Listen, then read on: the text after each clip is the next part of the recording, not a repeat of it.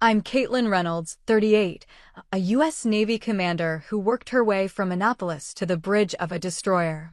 For years, I covered my father's bills, drove him to VA appointments, and kept his life running.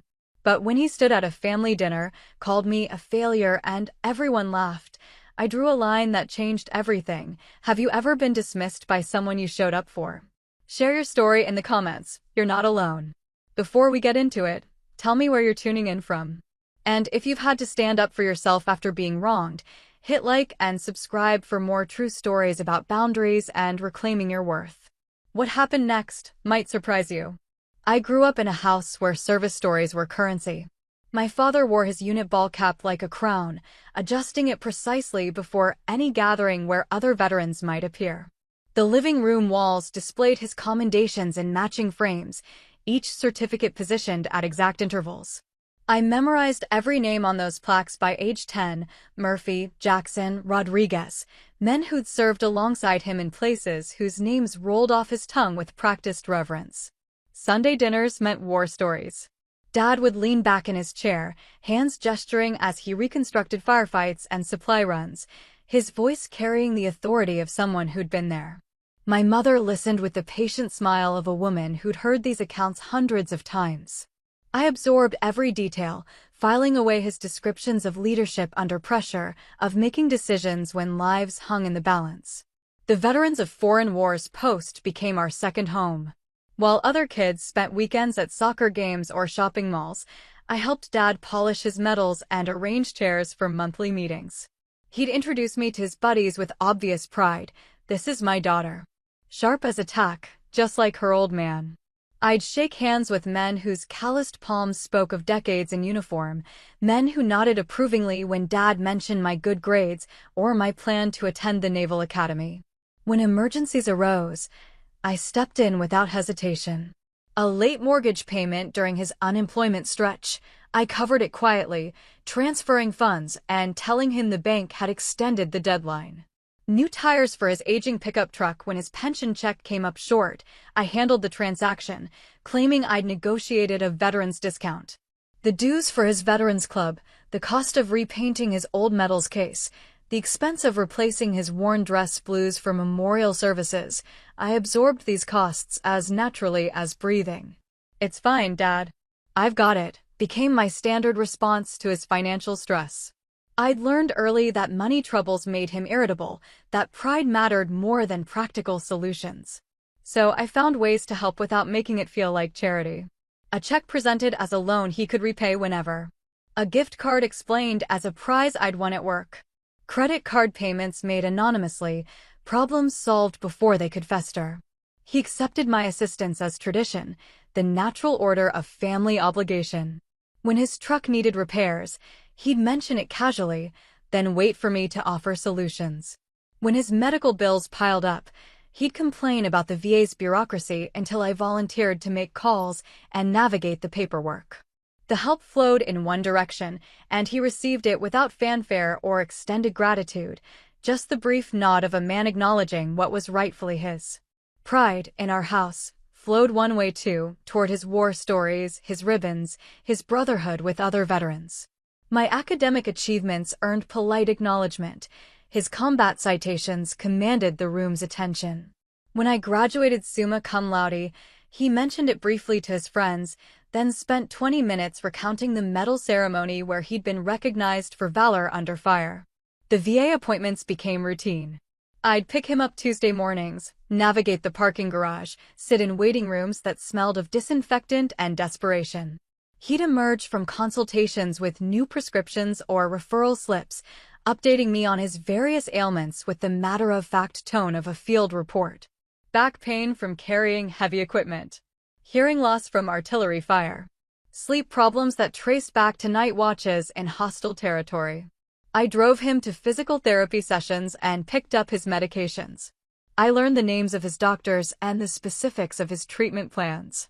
When he struggled with insurance forms, I translated the medical jargon and helped him appeal denied claims. The VA system was a labyrinth, but I became his guide through its bureaucratic maze. His friends at the VFW post knew me as the reliable daughter who showed up when needed. I'd arrive early to help set up for events, stay late to clean up afterward. They appreciated my efficiency, my willingness to handle the unglamorous logistics that kept their organization running. "Ray's got a good kid," they'd tell each other, and my father would accept their praise with the satisfied air of a commanding officer whose unit had performed well. The Veterans Club meetings revealed the social hierarchy that governed my father's world. Rank mattered, even in retirement. Combat experience trumped support roles.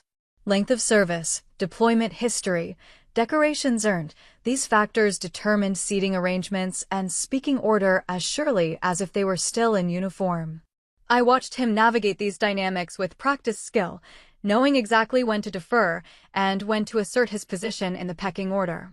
My own career plans fit neatly into his expectations.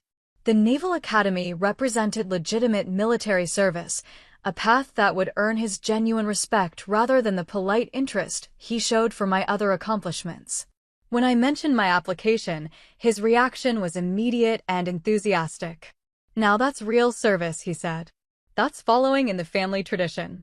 The application process became a shared project. He helped me prepare for the physical fitness tests, timing my runs and counting push-ups with the precision of a drill instructor. His connections proved valuable, letters of recommendation from his VFW buddies who'd served in leadership positions, introductions to local representatives who could provide the necessary congressional nomination. When the acceptance letter arrived, he read it twice before handing it back to me. "Proud of you, kiddo," he said, and I heard genuine emotion in his voice. That evening, he called his friends to share the news, his tone carrying the satisfaction of a mission accomplished. His daughter would be an officer, a real military professional, someone who would understand the weight of command and the burden of responsibility. The months before I left for Annapolis passed quickly. Dad offered advice about military life, sharing lessons learned during his own service. How to maintain equipment. How to lead by example. How to earn respect from enlisted personnel. His guidance carried the authority of experience, and I listened carefully, knowing these insights would serve me well. The night before I left for the academy, he gave me his old compass, a battered brass instrument he'd carried through 2 deployments. "Navigation is everything," he told me. "Know where you're going, know where you've been, and never lose sight of true north." I understood the metaphor wasn't entirely about geography. As I packed my sea bag, checking and rechecking the required items against the official list, I felt the weight of his expectations alongside my own ambitions. This was my chance to earn the kind of respect he'd commanded from his peers, to build a career that would make him genuinely proud rather than merely satisfied. The tradition would continue, and I would be worthy of it. When I commissioned as an ensign, Dad's response was measured but positive. "Good for you," he said, examining my new shoulder boards with the critical eye of someone who understood military insignia. Then he immediately changed the subject to his upcoming reunion plans, describing the hotel arrangements and the scheduled tours of local military sites.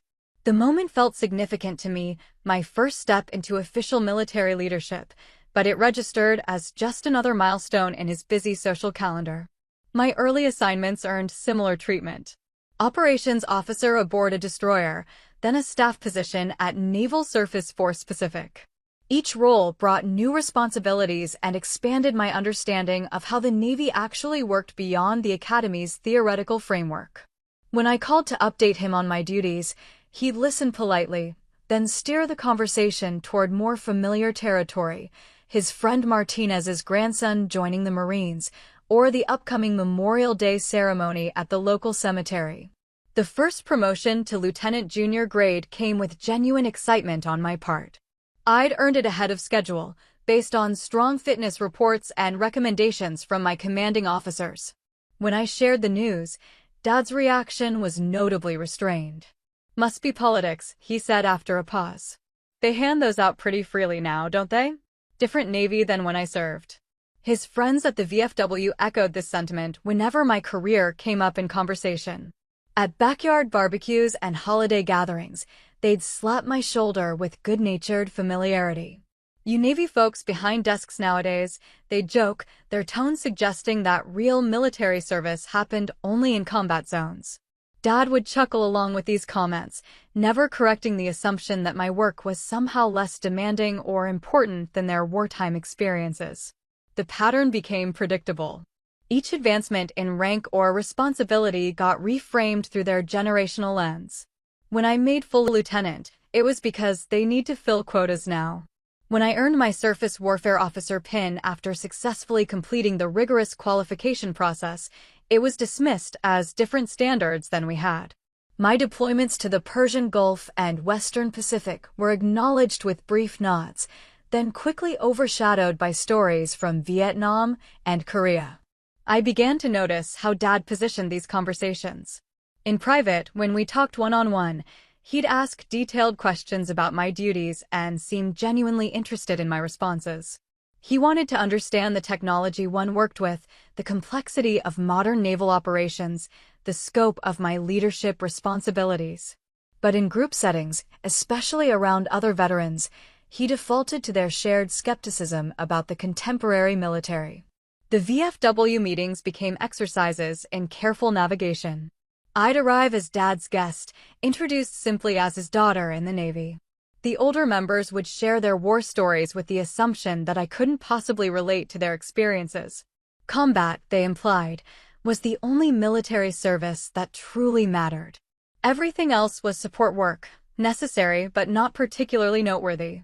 When they asked about my job, I learned to provide concise answers that didn't invite follow-up questions. Surface warfare operations became ship driving. Personnel management became paperwork. Strategic planning became office work. I adapted my language to their expectations, downplaying the complexity and responsibility involved in my actual duties.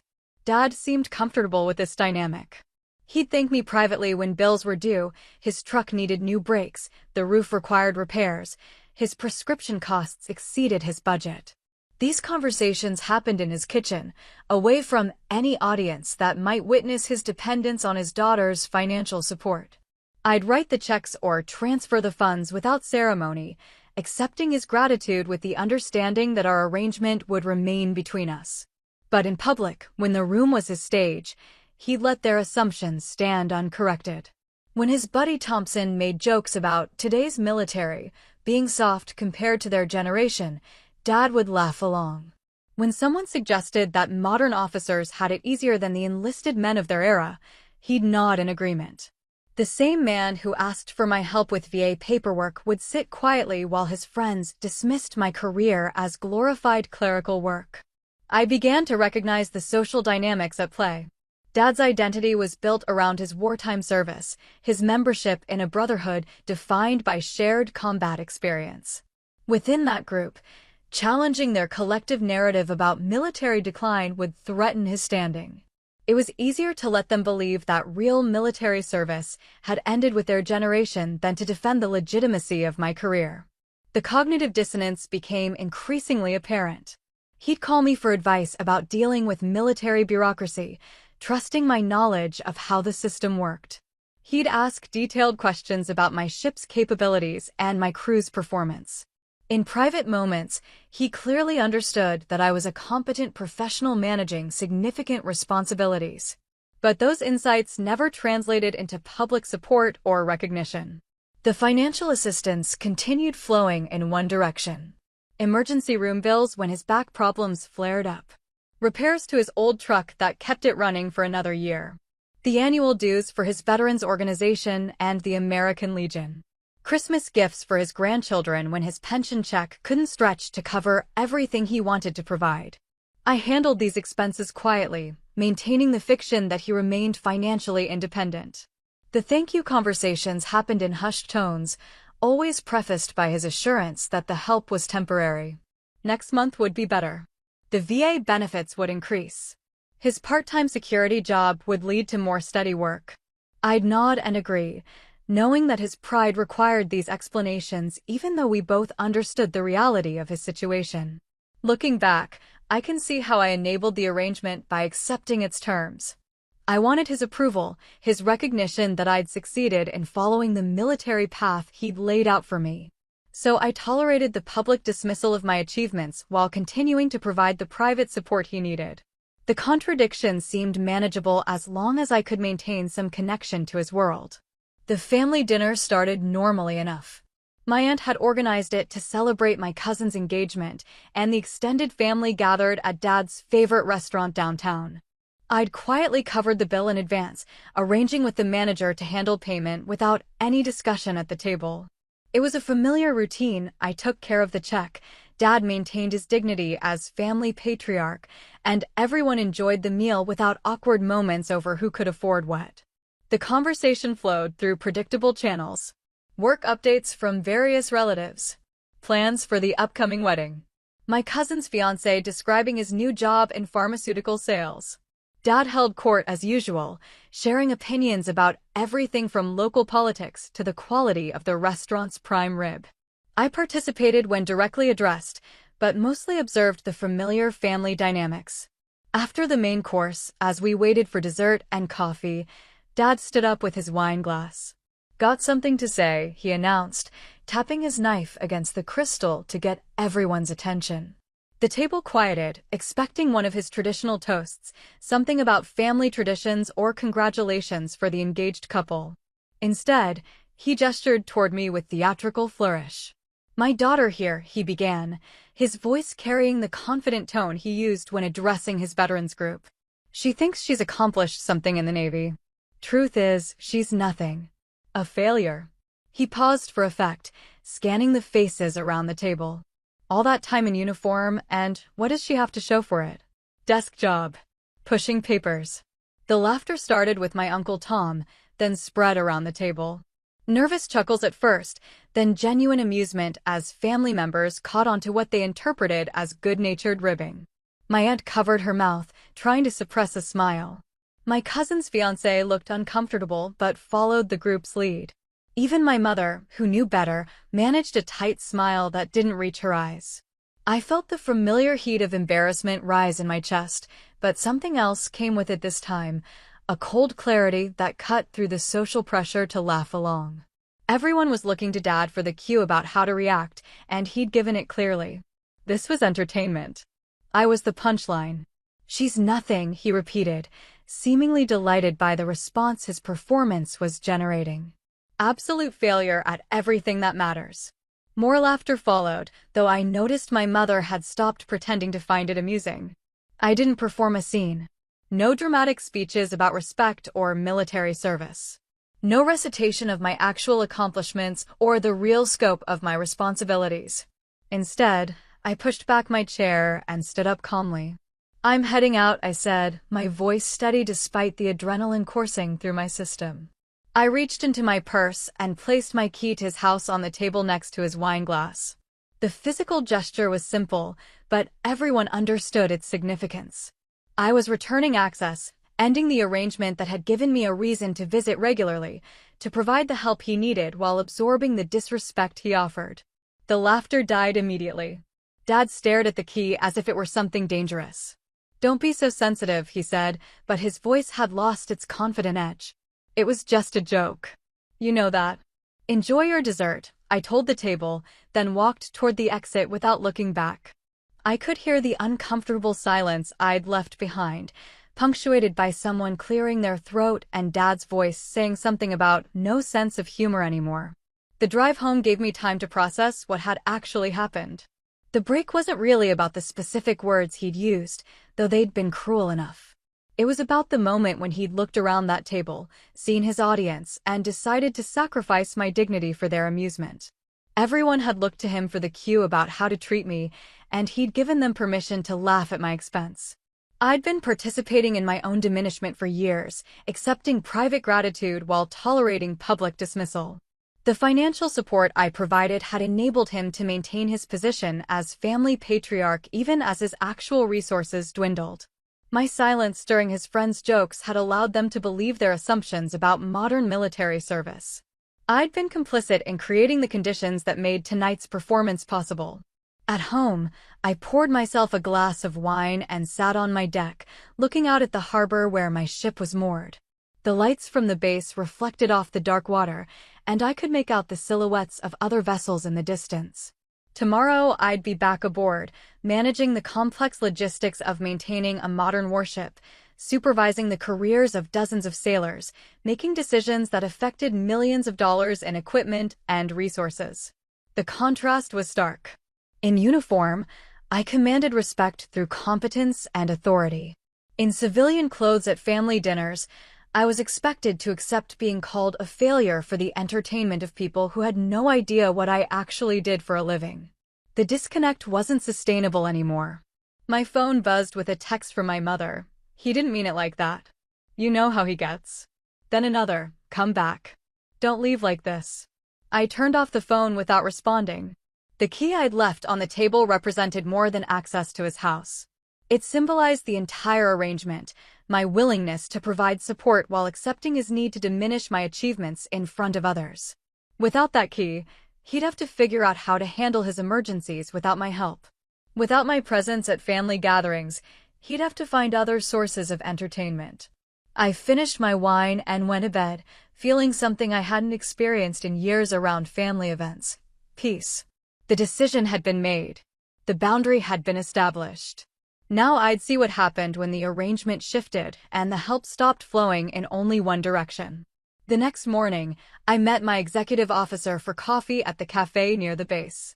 Commander Sarah Chen and I had developed a friendship that went beyond our professional relationship, built on mutual respect and the shared experience of being women in Navy leadership positions.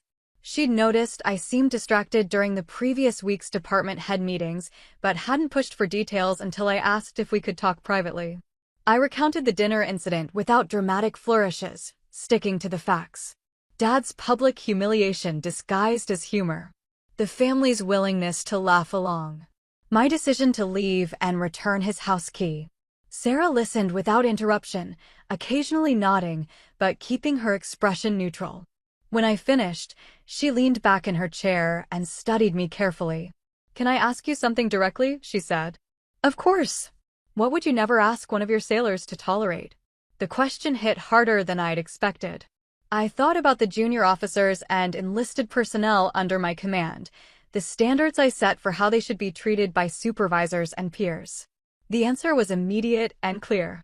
"Disrespect that undermines their authority," I said.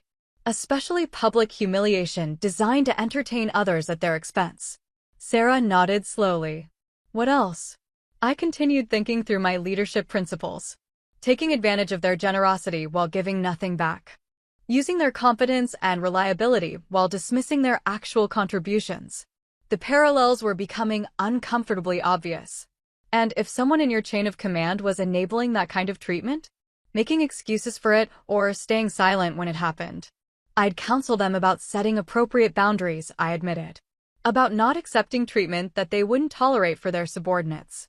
We sat quietly for a moment while I absorbed the implications. Sarah had guided me through a mental exercise that revealed what I already knew but hadn't been willing to admit. I'd been tolerating behavior that violated every principle I applied to leadership and professional relationships. "You mentioned financial support," Sarah said carefully. "Can you give me a sense of the scope?" I started listing the assistance I'd provided over the past few years. The mortgage payment during his unemployment. Multiple car repairs and replacements. Medical bills not covered by VA benefits. Veterans organization dues.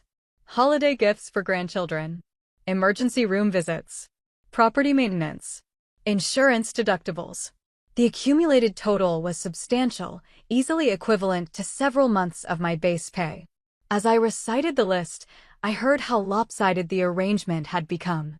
Money and assistance flowed consistently in one direction, while respect and recognition never seemed to make the return trip. I'd been subsidizing his lifestyle while accepting his need to diminish my achievements for social purposes. "What would you call that dynamic if you saw it in one of your sailors' personal relationships?" Sarah asked. The question forced me to apply the same analytical framework I used when counseling junior personnel about toxic relationships. Financial exploitation combined with emotional manipulation. Public humiliation balanced against private dependency. The pattern was clear once I stopped making excuses for it. "I'd call it unhealthy," I said finally. "And unsustainable." Sarah reached across the table and squeezed my hand briefly. "You're a hell of an officer," she said. "You deserve better from family than you'd accept from strangers." The conversation continued for another hour, but the essential insight had already crystallized. I'd been enabling a dynamic that contradicted everything I believed about healthy relationships and professional standards. The financial support wasn't inherently problematic, but accepting disrespect as its price had created a toxic cycle. That afternoon, I sat in my stateroom and made a comprehensive list of the assistance I'd provided over the past 3 years. Credit card payments, emergency cash, repairs and replacements, medical expenses, social obligations. The pattern was consistent. I'd respond to his crises and requests without question, maintaining his dignity and independence, while my own achievements got dismissed or diminished. I also listed the instances where he'd undermined or dismissed my career in front of others. The jokes about desk jobs and easy standards. The implications that modern military service was less demanding than his generation's experience. The failure to correct his friends' assumptions about my actual responsibilities and capabilities. The tally was revealing. I'd provided substantial material support while receiving consistent social and emotional diminishment. The relationship had become fundamentally transactional, but the terms were entirely one-sided. My phone showed several missed calls from family members. Mom trying to mediate. My aunt suggesting I was overreacting. A voicemail from Dad himself, his tone suggesting annoyance rather than remorse. "This is ridiculous," his message said. "It was just a joke. Call me back so we can straighten this out." I didn't return the calls. Instead, I spent the evening reviewing my financial records and calculating exactly how much I'd invested in maintaining this dysfunctional relationship. The amount was significant enough to have funded a substantial emergency savings account or covered the down payment on a better apartment. The next day brought clarity about my next steps. I would stop funding the image he wanted to project while continuing to absorb the disrespect he felt entitled to give. The house key had been just the beginning, a symbolic gesture that represented a much larger shift in boundaries and expectations. If he wanted financial assistance, it would come with conditions about respectful treatment. If he wanted me present at family gatherings, he'd need to demonstrate basic courtesy in public as well as private settings. The days of accepting private gratitude while tolerating public humiliation were over. The decision felt both frightening and liberating. I'd been operating under the assumption that family relationships required different standards than professional ones, that blood ties justified accepting treatment I'd never tolerate from colleagues or friends. Sarah's questions had forced me to examine that assumption and find it wanting. I was a naval officer trained to make difficult decisions under pressure. It was time to apply those skills to my personal life and establish boundaries that reflected my actual worth rather than my willingness to be diminished for others' entertainment. 3 days after the dinner incident, I received an email from the Coastal Veterans Reunion Committee that changed everything. The subject line was simple: special guest request, USS Halsey. The message explained that they'd discovered I was the commanding officer of a destroyer that would be making a port visit to San Diego during their reunion weekend. Would I be willing to attend their opening ceremony and perhaps say a few words about modern naval operations? I read the email twice, understanding immediately that this was the same reunion Dad had been planning to attend for months. He'd mentioned it repeatedly, how his old unit was finally organizing a proper gathering, how they'd rented the ballroom at the hotel downtown, how excited he was to reconnect with men he hadn't seen in decades. The committee had found my name in the local newspaper's coverage of our recent return from deployment. Apparently, someone had done their homework and realized that having an active-duty commanding officer at their event would add prestige to the proceedings. They offered to adjust their schedule if necessary and requested a brief biography for their program. I stared at my laptop screen for a long time, considering the implications. This could be pure coincidence, or it could be an opportunity to demonstrate exactly what my supposedly meaningless naval career had actually accomplished. Either way, my answer was immediate and unambiguous. "I'd be honored to attend," I replied. "I'll wear service dress blue and can speak for 10 to 15 minutes about current naval operations and the continuity between past and present naval service." The next email exchange revealed how thoroughly they'd researched my background. The committee chair mentioned my deployment record, my command responsibilities, and my ship's recent achievements in exercises and operational missions. They were clearly impressed by having attracted such a high-ranking guest to their event. I spent the following day preparing my remarks. Nothing about family relationships or personal history, just professional content about the Navy's current mission, the technological evolution of surface warfare, and the unchanging importance of leadership and seamanship.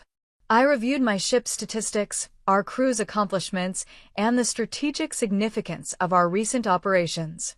The evening before the reunion, I made a decision that felt both necessary and overdue. I called Dad's number and got his voicemail. "This is Caitlin," I said, using the formal tone I employed for official communications. "I'll be attending your reunion tomorrow evening as a guest of the organizing committee.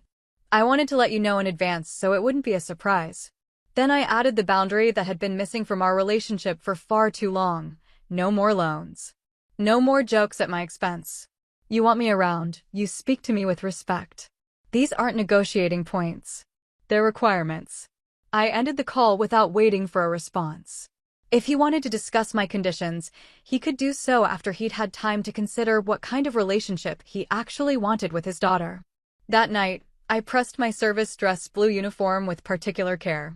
The gold stripes on my sleeves represented years of professional development and increasing responsibility. The ribbon rack told the story of my operational deployments and professional achievements. The command pin marked my current position, leading 300 sailors aboard a sophisticated warship. I'd spent so many years downplaying these symbols to make Dad and his friends comfortable with their assumptions about modern military service. Tomorrow, I would let the uniform speak for itself without apology or self-deprecation. The hotel ballroom was exactly what I'd expected: round tables decorated with small American flags, a podium flanked by service banners, elderly men in ill-fitting suits greeting each other with the enthusiasm of a high school reunion. The organizing committee met me at registration, clearly excited to have attracted such distinguished guests. "Commander Reynolds," the chairman said, shaking my hand with obvious respect. "Thank you so much for joining us. The men are really looking forward to hearing from you."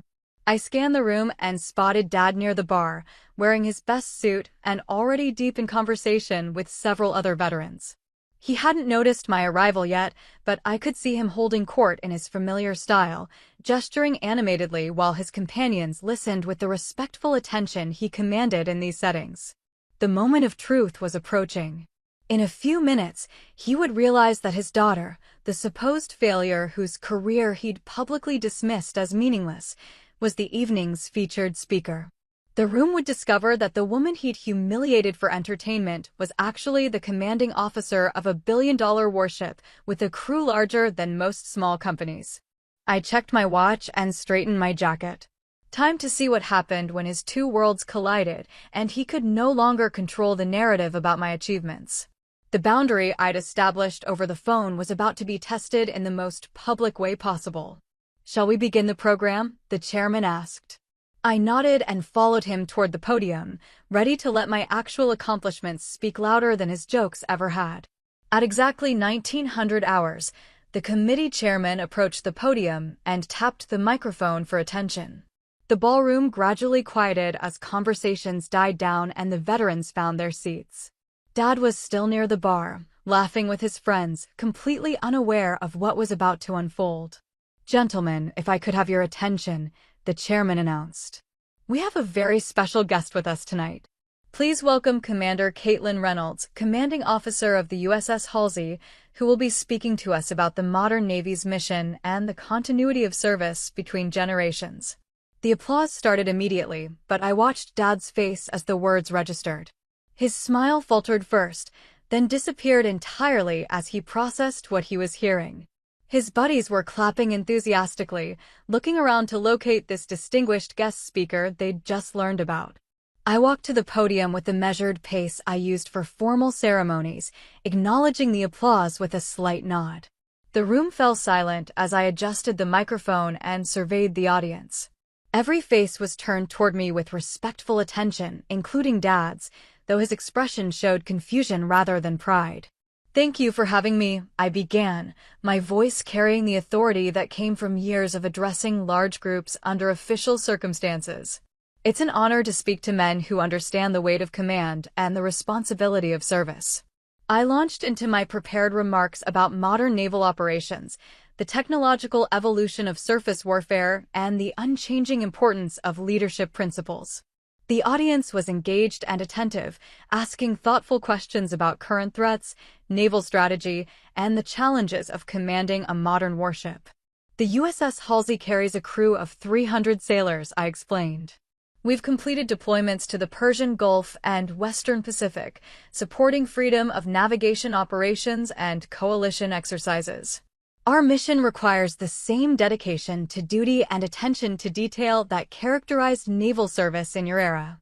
An elderly veteran near the front raised his hand. Commander, what's the biggest challenge you face as a commanding officer? Developing junior leaders who can make sound decisions under pressure, I replied. The technology has evolved, but the fundamental requirements of leadership remain constant.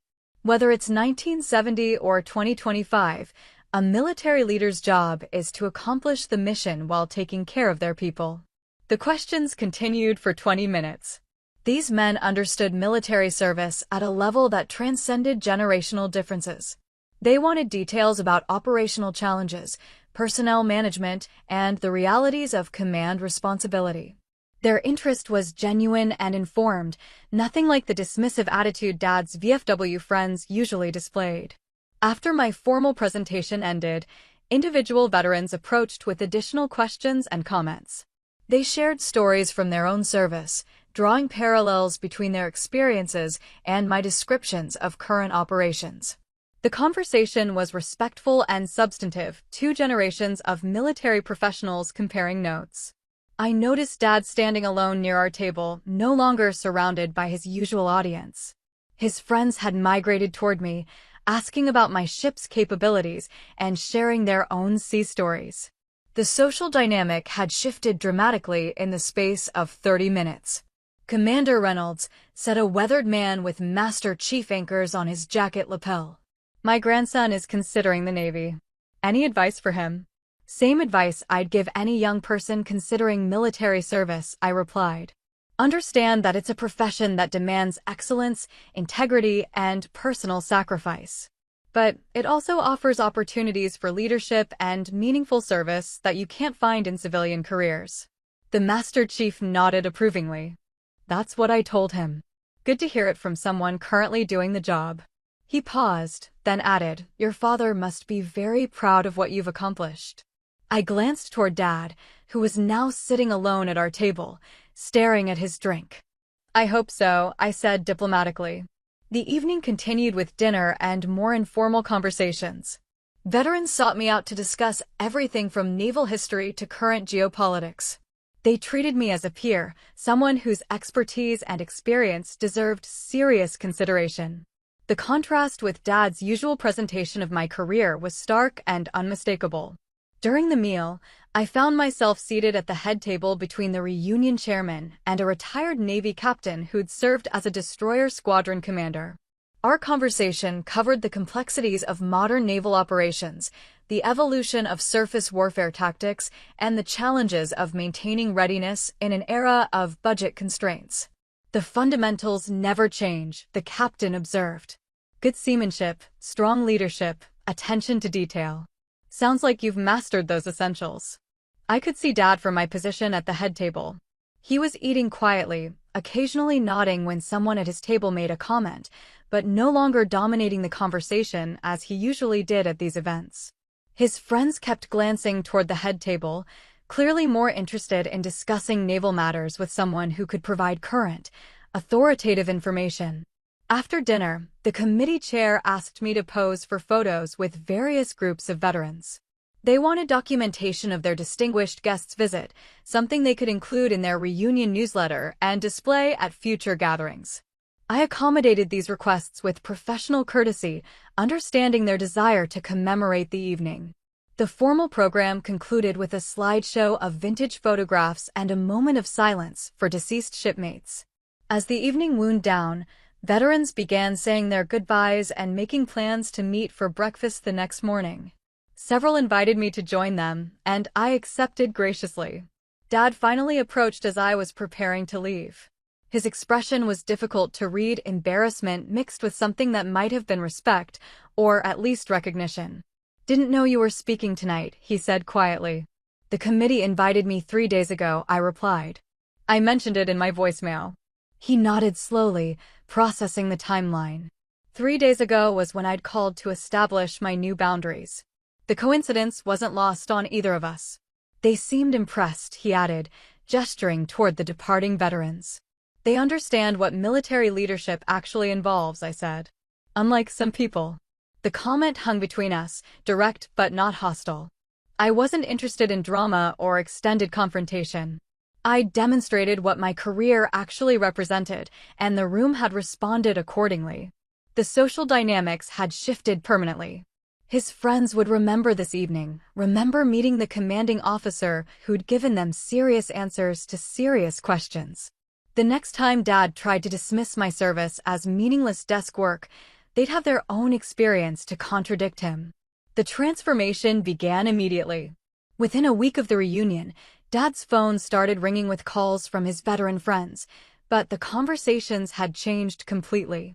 Instead of the usual complaints about doctor's appointments or reminiscences about old deployments, they wanted to discuss naval strategy and current military operations. More specifically, they wanted to talk about me. "Ray, your daughter mentioned the Halsey's deployment schedule," his friend Martinez would say. "When did she say they're heading back to the Pacific?" Or Thompson would call asking about the ship's weapons systems, referring to details from my presentation. Each conversation reinforced the reality that I was a legitimate military professional with expertise they respected. The shift in his social standing was subtle but unmistakable. Dad had built his identity around being the authority on military matters within his circle, the guy who could explain how things really worked based on his combat experience. Now his friends had direct access to someone with current, operational knowledge who outranked him significantly. His position as the group's military expert was no longer secure. At the VFW post, the dynamic changed even more dramatically. The members who'd previously dismissed my career as desk work now asked detailed questions about destroyer operations and fleet deployments. They wanted to understand the technology one worked with, the scope of my operational responsibilities, the complexity of modern naval warfare. Their tone was respectful, curious, and completely different from the condescending jokes they'd made before the reunion. Commander Reynolds, the post commander, approached me during my next visit. "We're organizing our annual scholarship breakfast. Would you consider being our keynote speaker?" The invitation was formal, respectful, and represented a complete reversal from their previous attitude toward my service. Dad listened to these conversations with visible discomfort. The men who'd laughed along with his jokes about my supposedly meaningless career were now treating me as the expert in the room. When someone asked about aircraft carrier operations or missile defense systems, they looked to me for answers, not to him. The committee chair from the reunion called to invite me to their next quarterly meeting. "The men haven't stopped talking about your presentation," he explained. "They'd love to hear more about current naval operations and maybe get a tour of your ship when it's convenient." I accepted these invitations because they represented genuine recognition of my professional achievements. These veterans understood military service at a fundamental level that transcended generational differences. When they asked about my command responsibilities or operational experience, they were seeking information from a peer, not humoring someone's pretensions. Dad's response to this shift was revealing.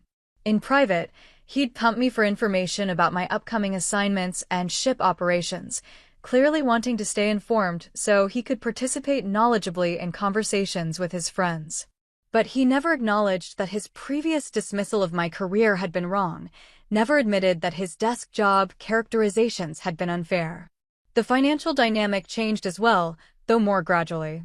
When his truck needed repairs, he mentioned it casually but didn't automatically assume I'd handle the expense.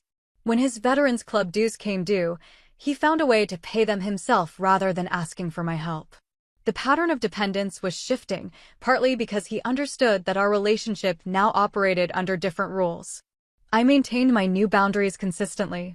When family gatherings included his veteran friends, I participated as myself, a naval officer with legitimate expertise, rather than playing the diminished role he'd previously assigned me. If someone made dismissive comments about modern military service, I corrected them factually and professionally.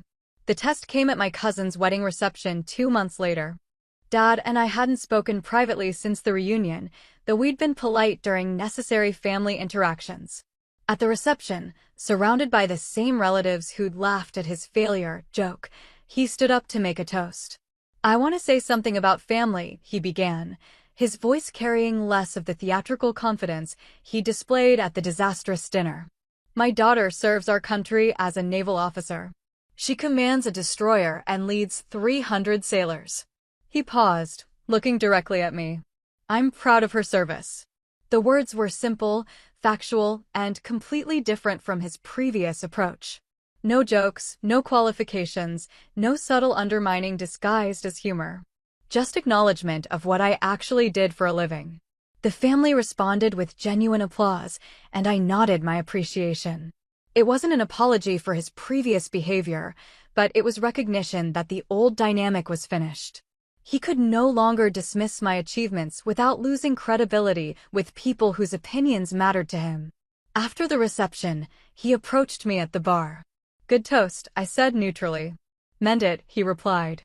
"Took me a while to understand what you actually do." "The information was always available," I pointed out. "You just had to decide it was worth knowing." He ordered another beer and stood quietly for a moment. "That reunion changed things," he admitted finally. "It clarified things," I corrected. The facts about my career were the same before and after that evening. We talked for 20 minutes, the longest substantive conversation we'd had in months. He asked about my upcoming change of command, my next assignment, my long-term career plans. The questions were genuine, reflecting actual interest in my professional life rather than social obligation. "Some of the guys want to visit your ship," he mentioned. "If that's something you could arrange." "I'll check the schedule," I promised. "Tours are possible during appropriate windows." The conversation felt different, respectful, adult, professional. We were talking as peers rather than father benefactor and grateful daughter. The change wasn't dramatic or emotionally charged, just a practical adjustment to reality. Over the following months, our relationship found a new equilibrium.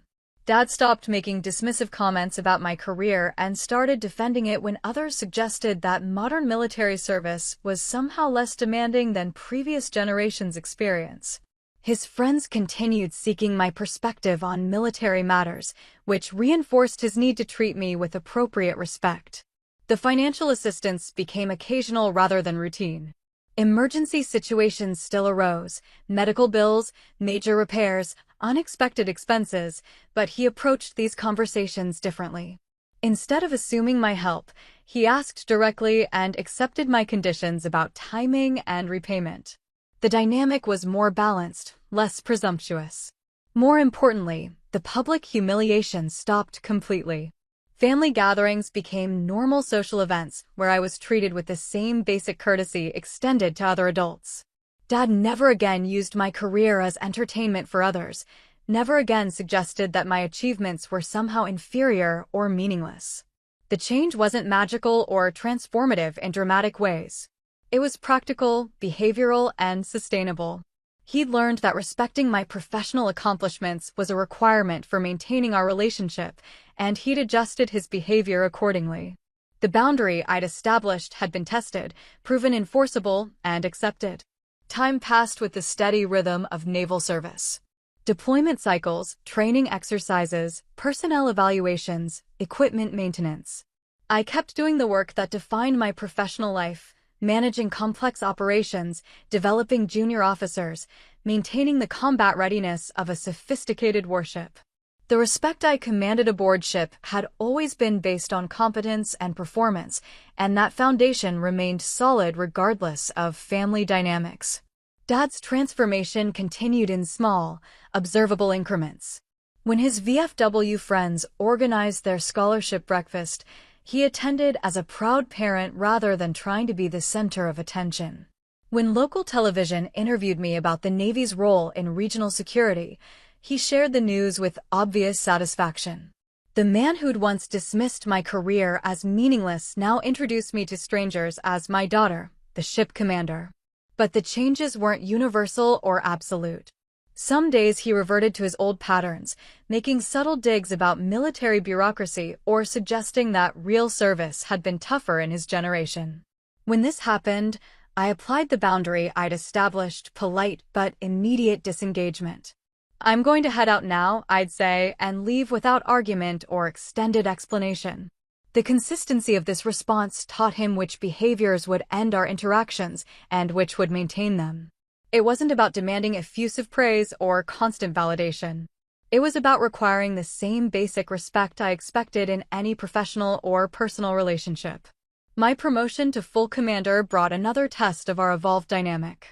The ceremony was scheduled for a Friday afternoon at the base chapel, with family and friends invited to witness the traditional rituals of military advancement. I sent Dad an invitation, but made clear that attendance was optional, not an obligation. He showed up in his best suit, sat in the front row, and watched as my new shoulder boards were pinned on by the squadron commodore. During the reception afterward, he spoke knowledgeably with other naval officers about destroyer operations and fleet structure. His questions were informed and appropriate, reflecting the research he'd done to understand my actual responsibilities. "Congratulations, Commander," he said afterward, using my rank naturally rather than avoiding it as he'd done in previous years. "The Commodore mentioned your next assignment." "Pentagon. Strategic Planning Staff," I confirmed. "2-year tour, then probably another Sea Command." "Good career progression," he observed, and I could tell he'd been talking to his veteran friends about how naval officer advancement actually worked. We went to dinner that evening, just the two of us, something that hadn't happened in years. The conversation covered my career plans, his health challenges, family news, and current events. We talked like adults who respected each other's intelligence and experience. When the check arrived, I reached for it automatically, but he waved me off. "My treat," he said. "Celebration dinner for the new commander." It was a small gesture, but significant. For years, I'd covered restaurant bills as part of the broader pattern of financial support he'd come to expect. His insistence on paying represented recognition that our relationship now operated on different terms. The Pentagon assignment brought physical distance that proved beneficial for our relationship. Regular phone calls replaced the tension of frequent in-person interactions. Without the social pressure of his veteran friends' presence, Dad could acknowledge my professional achievements without threatening his own status within his peer group. When I called to update him on my Pentagon duties, strategic planning for Pacific Fleet operations, his questions were detailed and engaged. He wanted to understand the geopolitical implications of naval positioning, the resource allocation decisions that drove fleet readiness, the interagency coordination required for major military operations. "You're briefing admirals on this stuff?" he asked during one conversation. "Admiral Chin gets a weekly update on our planning scenarios," I confirmed. "Sometimes the CNO sits in when we're discussing major policy implications." "Chief of Naval Operations," he said, demonstrating his familiarity with military hierarchy. "That's serious responsibility." These conversations felt natural and genuine. Dad was engaging with my career based on actual interest rather than social obligation. The respect was earned through competence rather than demanded through family loyalty. My mother provided updates on his activities and health. His back problems had stabilized with proper treatment. He'd started volunteering at the VA hospital, helping other veterans navigate the bureaucracy I'd once helped him understand. His financial situation had improved through careful budgeting and the part-time security job he'd maintained. "He talks about you differently now," Mom told me during a phone call.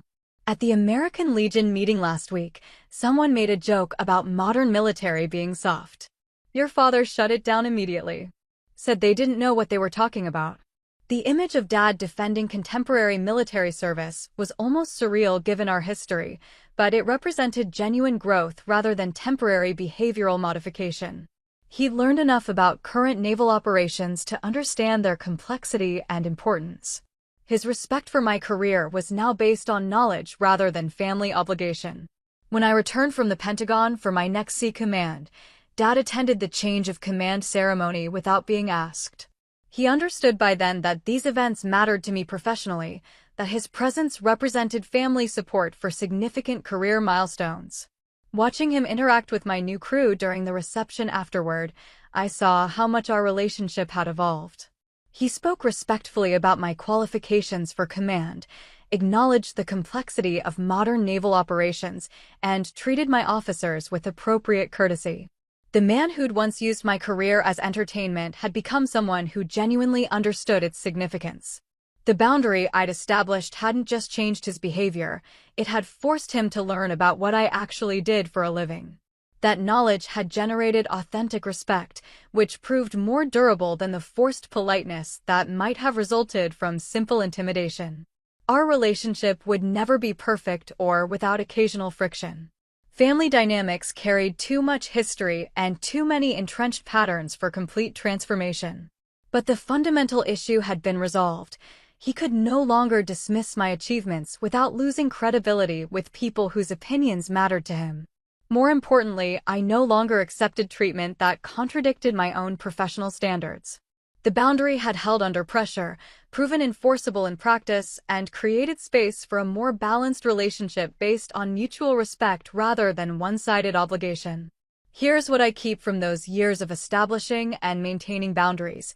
Power is not volume, it's policy. I wrote mine and enforced it consistently, without dramatic confrontations or extended negotiations. The transformation wasn't about changing Dad's fundamental character. It was about making clear which behaviors would maintain our relationship and which would end our interactions. The policy was simple: respectful treatment in exchange for continued family connection. No more public humiliation disguised as humor. No more dismissive comments about my career while accepting financial assistance. No more enabling his need to diminish my achievements for social entertainment. The terms were non-negotiable because I'd finally understood that family relationships shouldn't operate under different standards than professional ones. Justice, when it arrived, wasn't a dramatic speech or emotional confrontation. It was a room full of veterans standing at attention while my father's fork slipped from his hand. It was his friends asking me serious questions about naval operations instead of laughing at his jokes about desk jobs. It was the quiet recognition that respect flows toward competence and authority, regardless of family dynamics or generational assumptions. The change didn't happen overnight or without resistance. Dad tested the boundaries multiple times, reverting to old patterns when he thought he could get away with it.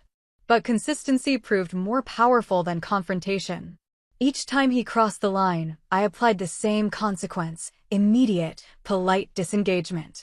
No lectures about respect or family loyalty, just the practical demonstration that certain behaviors would end our interactions. Over time, he learned to navigate the new rules because maintaining our relationship mattered more than preserving his ability to use me as entertainment. The financial assistance became occasional rather than routine, requested rather than assumed, and offered with genuine gratitude rather than entitled expectation. The public comments about my career shifted from dismissive to defensive, especially when others suggested that modern military service was somehow less demanding than previous generations' experience. The key insight was recognizing that I'd been complicit in creating the conditions that made his disrespectful behavior possible. By accepting private gratitude while tolerating public humiliation, I'd enabled a dynamic that contradicted my own professional standards. The solution wasn't changing his personality, it was refusing to participate in arrangements that required me to accept treatment I wouldn't tolerate from colleagues or friends. Family relationships often carry the assumption that blood ties justify different standards, that we should accept behavior from relatives that we'd never tolerate from others. But that assumption only works when all parties benefit from the relaxed boundaries. When one person consistently diminishes another for social gain while accepting material support, the relationship becomes fundamentally transactional and ultimately unsustainable. The financial aspect was particularly important to address directly. Dad's dependence on my assistance had created a power imbalance that he compensated for by asserting social dominance through public disrespect. By maintaining the fiction that he remained financially independent while I absorbed increasing costs, we'd enabled him to preserve his dignity at the expense of mine. Stopping the financial flow forced him to confront the reality of our relationship. He could no longer accept my help while dismissing my achievements because the help became conditional on respectful treatment. The choice was his: adapt his behavior or lose access to both financial assistance and family connection. The veterans' reunion provided an unexpected catalyst for change, but the fundamental shift would have happened eventually through consistent boundary enforcement. When his social circle discovered that his supposedly failed daughter was actually a respected military professional, he had to choose between maintaining his dismissive narrative and preserving his credibility within the community that mattered most to him. His friends' respect for my military expertise created external pressure that reinforced the internal boundaries I'd established. He could no longer make jokes about my career without contradicting people who'd witnessed my professional competence firsthand. The social cost of disrespecting me had finally exceeded the social benefit he gained from using me as entertainment. The relationship that emerged wasn't perfect, but it was honest and sustainable. We talked as adults who respected each other's intelligence and experience. When he needed help with major expenses or health crises, he asked directly rather than hinting or assuming. When family gatherings included discussions of military service, he contributed knowledgeably rather than dismissively. Most importantly, I stopped enabling behavior that contradicted my own values and professional standards. The woman who demanded excellence from her sailors and respect for their contributions finally applied those same standards to her personal relationships. The boundary wasn't about punishing Dad, it was about protecting my own integrity and creating space for genuine rather than performative family connection. The lesson extends beyond family dynamics to any relationship where one person consistently diminishes another while benefiting from their generosity. Professional situations, friendships, romantic partnerships, the same principles apply. Respect flows toward competence and authority when those qualities are recognized and defended. When they're hidden or minimized for others' comfort, they lose their power to command appropriate treatment. Power is policy, consistently applied and fairly enforced. I learned to write clear boundaries and maintain them without apology or extensive explanation. The people who respected those boundaries earned continued access to my time, energy, and resources. Those who couldn't adapt to respectful treatment found our interactions became increasingly limited and formal. The fork hitting the china wasn't the moment of justice. It was just the most visible symbol of a power shift that had been building through months of consistent boundary enforcement. Real justice was quieter and more sustainable, a relationship based on mutual respect rather than one-sided obligation, honest communication rather than hidden resentment, and genuine appreciation rather than entitled expectation. That's what I keep, and what I'd recommend to anyone facing similar dynamics. Identify your standards, communicate them clearly, and enforce them consistently. Family loyalty shouldn't require accepting treatment that contradicts your fundamental values. Respect isn't earned through blood relation, it's maintained through behavior that honors the dignity and accomplishments of all parties involved. The compass Dad gave me before I left for the Naval Academy proved prophetic in ways he probably didn't intend. Navigation is everything. Know where you're going, know where you've been, and never lose sight of true north. My true north was always professional excellence and personal integrity. The boundary work wasn't about changing direction, it was about refusing to let family obligation pull me off course. Here's where I'll leave it. If this resonated, hit like, subscribe, and share it with someone who needs a nudge to set a boundary. In the comments, tell me, what was the moment you finally drew a line? Who underestimated you, and how did you respond? Have you had a public shift that changed the dynamic? Did you rebuild trust or walk away? On what terms?